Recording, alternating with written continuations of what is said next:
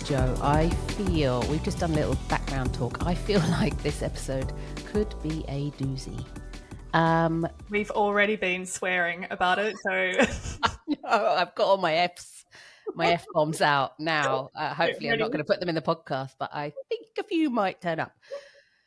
This is like I can feel the rage. I We know. haven't even started I or know. said what we're talking about. I know.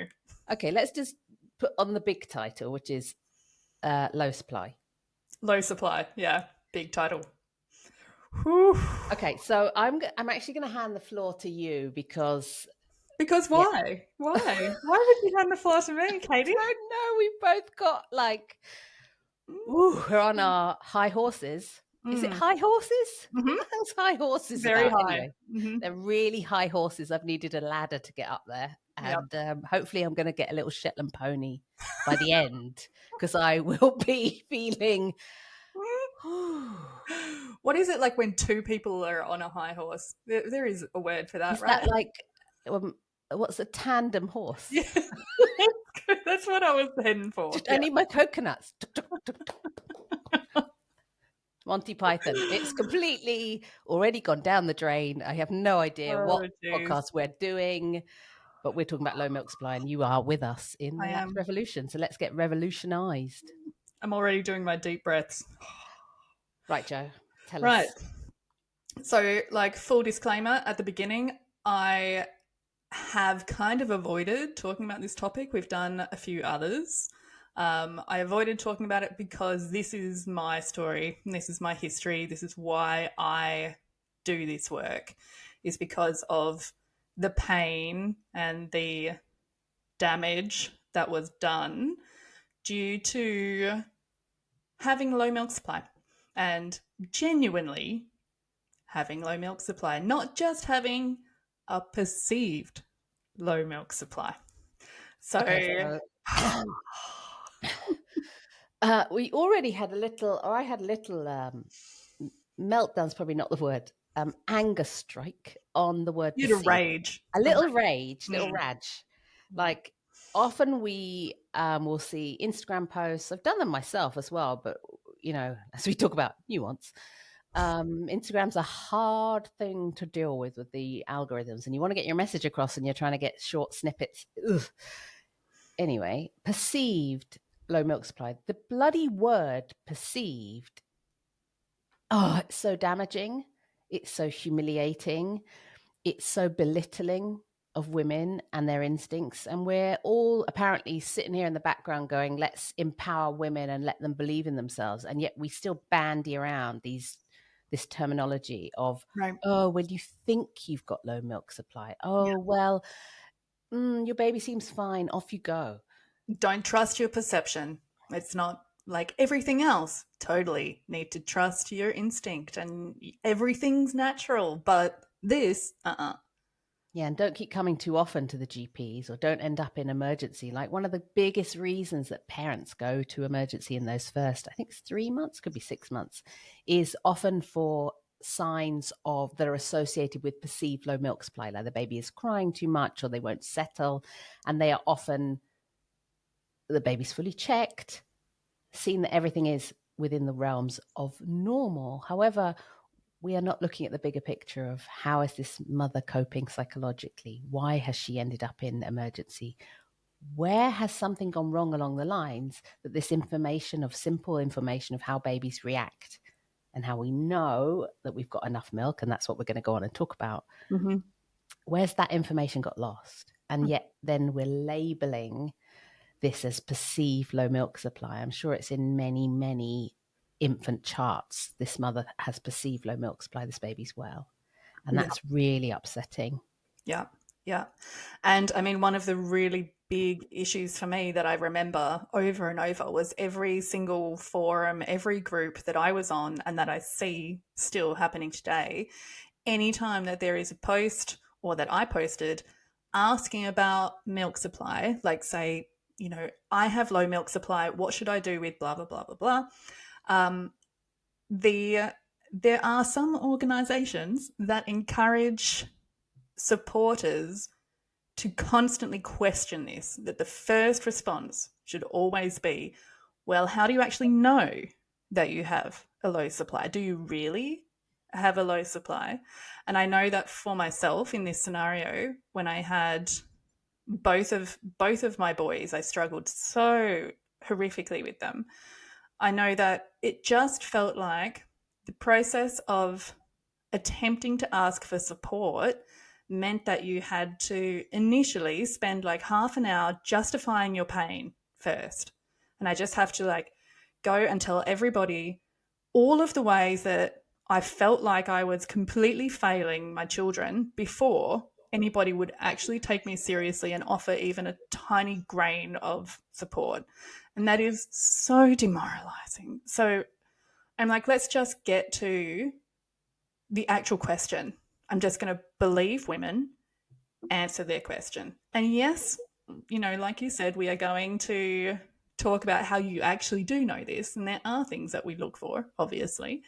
And of course, there are situations where it's not low supply and it gets blamed on a low supply, of course. But if someone is coming to you and saying that, do not make them justify their pain before you help them. Yeah. Oh, I mean, and my whole body's just tingling because it's just that being almost accused that you don't know what it is before you've even started. And it may or may not be a certain thing, but what should be being seen is that mother is calling out for help. Mm-hmm. She's worried about her baby. Mm-hmm. The crux of it is she has a worry about her baby. The worry is genuine. The Mm-hmm. reason could be 100 different things. And our role is to not label that as, are you sure you know? Well, actually, clearly they don't, because otherwise Right. they won't be coming for help. And that is such a barrier to trust and to accessing services, particularly if a service is a specialized breastfeeding support. They've been to everyone else, and this feels like the last port. Mm-hmm. Mm-hmm. And that's the reflected answer. Also, I think when we're in that situation, we can be exquisitely sensitive, particularly because this probably isn't the first place we've been. So we've been rebutted. It's not the word. Rebuted. Couple. Risha, we've been pushed away, as in the worry is not important. However, no one's addressed the worry. And so the worry probably gets bigger. The pushing away, saying your baby is fine, gets more and more frequent. And then by the time someone lands on the lactation consultants, the breastfeeding peer supporter, the breastfeeding specialist's doorstep, they're often at rock bottom.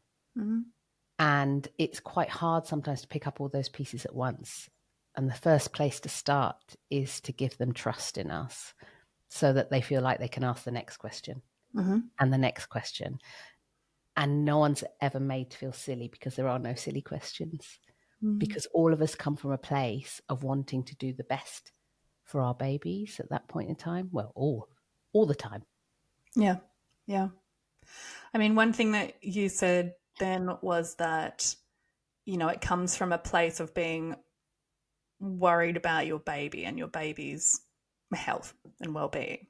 And I think that a lot of it also comes from a worry that about yourself, a worry that there is something that is wrong with me. Yes. Like, what is it? Is it that I am, is there something hormonally wrong with me? Is there something physically wrong with me? But then also, because, this is going to be another podcast where we're going to talk about anxiety and stress and personality traits. And, so much of that gets blamed on this as well. So is there something wrong with me because I want this too much? Is there something wrong with me because I am overthinking things? I'm not just able to relax and imagine the waterfalls of milk like it seems everybody else does, right? Mm. So it comes not just from, of course, we want the babies to be fine, but also what is wrong with me? I didn't know that there was something so deeply wrong with me that I would be incapable of being able to feed my baby with my body. And this is the first time that I've known this. And in a time when it is like a world where we learn as women that you want something hard enough and you work for it and you can get there, this is problematic, right? Yep. Totally. Oh my goodness. Mm. Okay. So perceived is a word that we will probably be using just because this is in the vernacular, but it doesn't mean that we agree with it. We probably should come up with a better word Right. for it, but that's quite hard on the spot now. So we should look at what is low supply, Right. some of the variables, some of the time issues, and we should look at what are some of the common things that might make us think that we have low milk supply when maybe we don't. Right. Right. Well, I mean, the number one thing, and we talked about this in an earlier podcast, the number one thing that we look for is about output and about this idea that if things are coming out, they must have been going in, right? So, really, when we need to make sure that a baby is doing fine, there are only two ways. There is weight gain, but listen to our earlier podcast about problems with only using weight gain to assess if a baby's doing fine. So we tend to look at weight gain as a trend, and we tend to look at nappy output. That's it.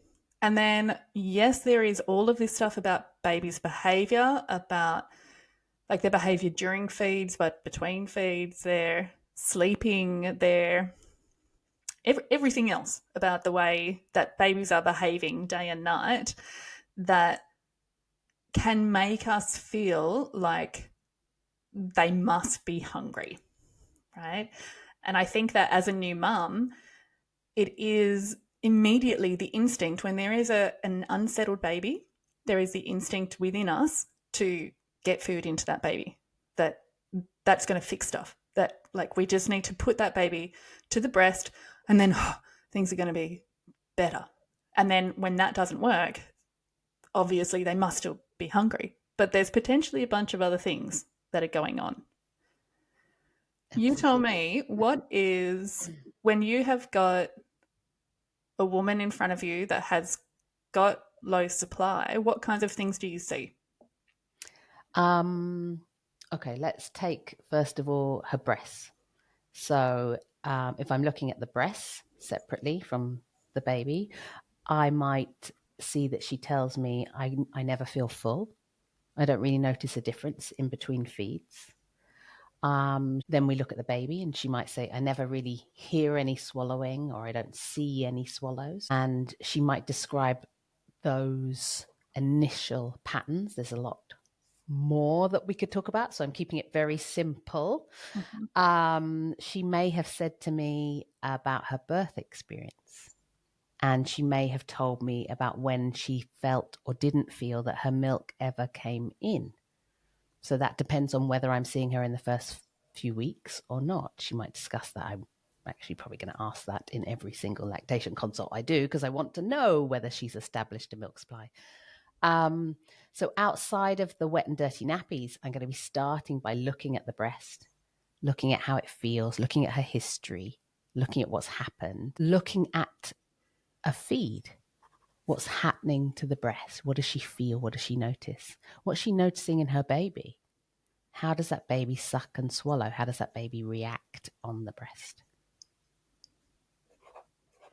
Absolutely. I think that I'm just writing some things down as you were talking just then because agree, agree, agree, agree. But nuance, caveat is that when I am working with mums that are a little bit further along postpartum, so we're talking like I'm often getting people that are 10 weeks ish, that are having an absolute flip out that their supply has disappeared. Oh, yeah. Right? At 9 weeks, around Right. then. Right. And this is because suddenly now their breasts don't feel full anymore. They feel empty all the time. Yep.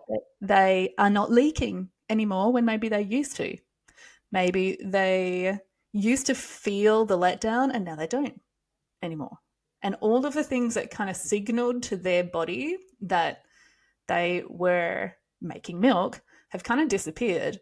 But when the baby comes onto the breast, it's swallow, swallow, swallow magic, right? Yeah. So then we have to actually make sure that the women are aware of what the expected timeline would be as well. Completely. And I Mhm. think that's often missed out from antenatal talks, or when you're intensively in that postpartum period, we're dealing with so many other things that can come as such a shocker around that period of time, because things have started to settle and you're just like, oh, probably the week before, oh, hallelujah, we have got this.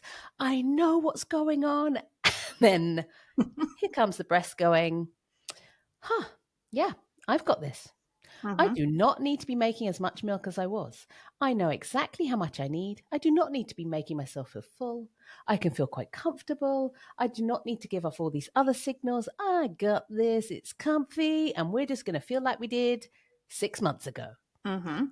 And that is such a shocker. And it is often the case of around 9, 10 weeks Mhm. where mums will be like, oh my God, I've run out of milk.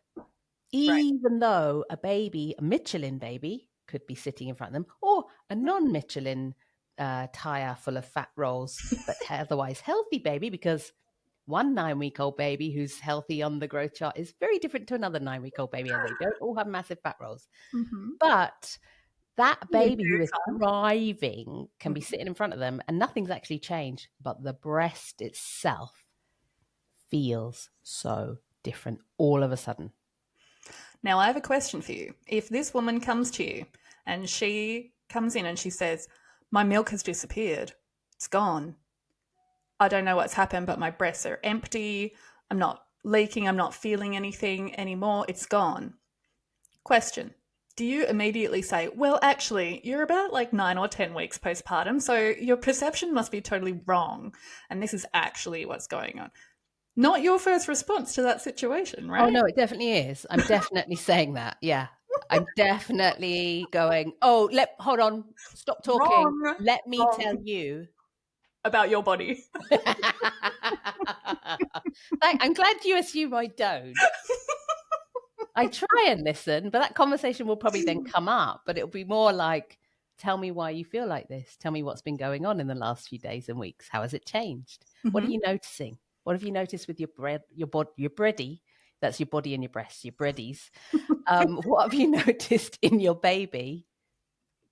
Those open questions, even if you've got 5 minutes with Yeah, someone, not a long time, yeah. can tell you so much more about what's going on. And often that's a psychological what's going on as well. Right, right. But I think the thing for me again is to not go into it presuming that her perception is incorrect, right? No. And even though, like, that little discussion that we had just then was that potentially this is a really common situation, but I just think that for me, it is like when she sits in front of me and starts talking about that, let her talk. Let her get all of those worries out Yes. as much as she wants. Potentially, she has got a really complicated history that makes her much more worried than the average about such things as well. You can ask her about that, and if she wants to explore that with you, she can. Mm. And then, because I have the time in my consultations, I watch a feed. And then when I'm watching a feed, I get her to tell me what does she see in that feed. And instead of me saying to her, well, look, this is actually what's going on, if I can encourage her to tell me what she sees and to see all of those swallows, to notice that, wow, there was just a massive blowout poo at the same time, then we're good. And then after that, I talk to her about the timeline and about actually, this is a totally expected thing to happen. This is what's going on with your body. That's kind of how this should roll in Mm. a respectful way. But I want to backtrack on that as well, because why that is so important. Because when we educate, it's fantastic and it comes in on one level. When we allow someone to talk through something and then recognize what they haven't been able to see, they internalize that much deeper because they've come to their own conclusions. And that sits so deep. And then what's happening with the education thereafter from us is that we are reinforcing the positives that she has been able to grasp onto, the knowledge that she has just understood about herself. And then when we reinforce that, that has a knock-on effect to say, my instinct is right.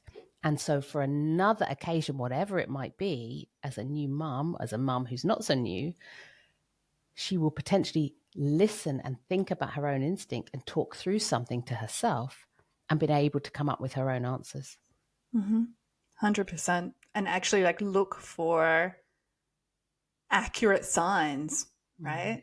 Instead of just like, what is my anxious brain telling me, then like, let's actually properly assess this ourselves, and to teach her that she's more than capable of doing that without me sitting across from her and telling her all of the ways that she's wrong, right? Yeah, that would be lovely, wouldn't it? But I tell you what, this is why a lot of people in this profession sometimes get a bad rap, right? So it's a thing that is done, and hopefully it's going to happen less and less. I think we can't really put enough emphasis on value on the pause of, and you've spoken about this, and we've actually spoken together about this, and I've spoken on a podcast, and it was always my thing. Like, I have a cup of tea. I always talked about, for student midwives or midwives who came out with me in the home visits, take a cup of tea, because your focus can go on the tea. It's hot, you blow it, you sip it, you hold it, and it gives you time for the pause to not be uncomfortable. It gives you time to learn how much information can come out in those couple of minutes of pause from that person you're with, to sit and feel safe enough. Because for some of us, probably me, I ramble. I'm going to tell you everything. For a lot of other people, they just need the pause to be able to bring out what is really going on. And those moments are precious. And I think they are so undervalued still, or they're not taught. We don't get taught that in lactation consultant training. It's not in the textbook. Should be a bloody chapter on it. We're definitely not taught it as a midwife, unless you go out with a midwife who teaches you it. You're not taught it, probably taught it as a doula. Let's face it. They are taught about the importance of time and pause and listening. And so much of our job is listening and observing. Yeah. And when we've got such a complex issue as low milk supply, I think because low milk supply can be such a like an SEO hit word, like the algorithms are going to feed you with so much shit and so much good stuff, but a lot of shit, let's face it. The amount of stuff that you need to buy, right? Yeah. And like the forums and everything. And I just think anxiety inducing moments and reel after reel after reel after TikTok after TikTok. It's like, oh my God. Yeah, we just need some pause, actually. Look, we're talking about counseling skills, right? And I think that when you've got someone in front of you that comes and says that I have a low milk supply, that is the first thing that needs to be flagged, is that, okay, I'm going to need some really good counseling skills here. It's not my job immediately to go, okay, I can fix this person. I'm going to do X, Y, and Z after I really question whether or not this is real, right? I'm the expert. Exactly. I And I can can fix fix you. you.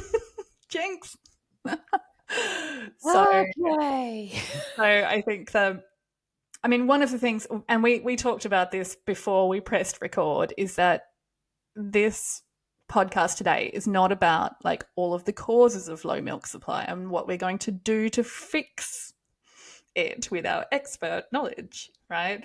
And I'm sure there's going to be things that pop up for us where we are in future going to be talking about each of these issues, right? We're going to dive into that. But before we do any of that, let's just make sure that women in front of us feel safe, that we acknowledge how deeply hurt these women are in so many complicated ways.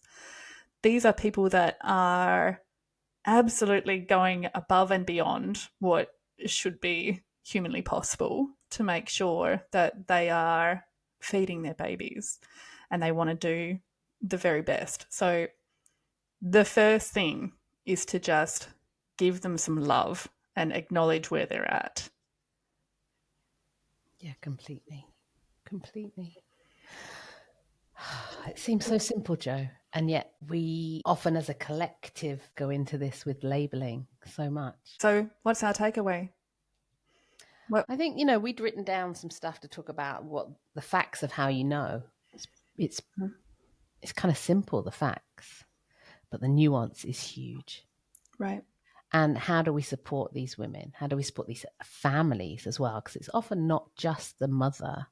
It often goes far wider than that. And the worry has infiltrated probably for weeks. And that can affect relationships. Mm-hmm. And so having this viewpoint where we can look at the whole collective family, the mum, the baby, the partner, whoever else is in its significant role within her life, is a dynamic and a skill that has to be learnt.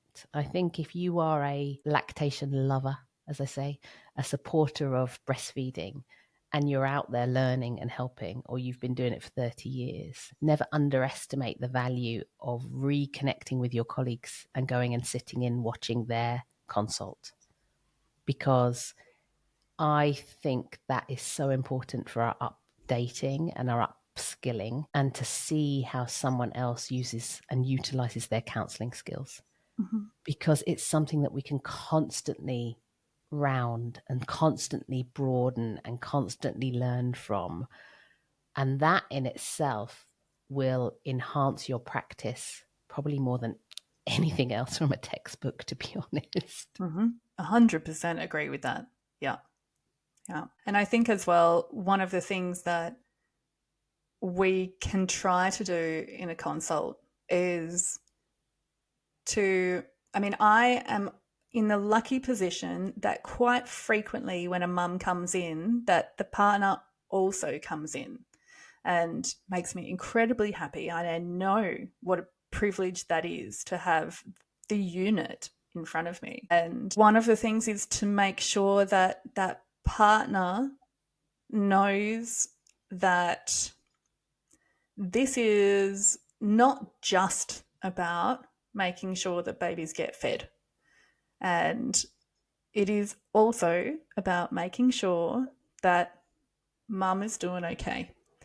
And if we just make sure that babies are fed, of course, we make sure that babies are fed. But if that's the only focus and we're not simultaneously making sure that mum's doing okay, we don't end up with happy, healthy babies at the end of this. So very important for me is to also make sure that we are teaching in these low supply situations. We're teaching the partners how to be able to offer the kind of emotional support that's necessary as well. 100%. Absolutely. This is an episode that feels really nurturing. We started off on our high horses. Mm-hmm. I feel like I've got on my Shetland pony now because I feel the warm and fuzzies. And have we taught in this podcast? Probably on the surface of it, it's like, not much. At a deeper level, this is probably all you need to ever listen to. This episode needs to go out to any IBCLC in training, anyone who's going into the breastfeeding world, to just be like, let's start here. Let's start make here. a cup of tea. Mm-hmm. Yeah. Before you dash, a quick invite. Our new pro course, Decoding the Suck, is open. Think practical skills for tricky feeds, taught without the fluff. And if you're a midwife, doula, or anyone who just loves lactation, or maybe you're a mum-to-be or a new parent, Katie has more courses waiting for you. All the deets, find them in the show notes. And whilst you're there, please do all those podcasty things. Follow, 5-star it, and of course share it with a colleague. We'll catch you on the next drop.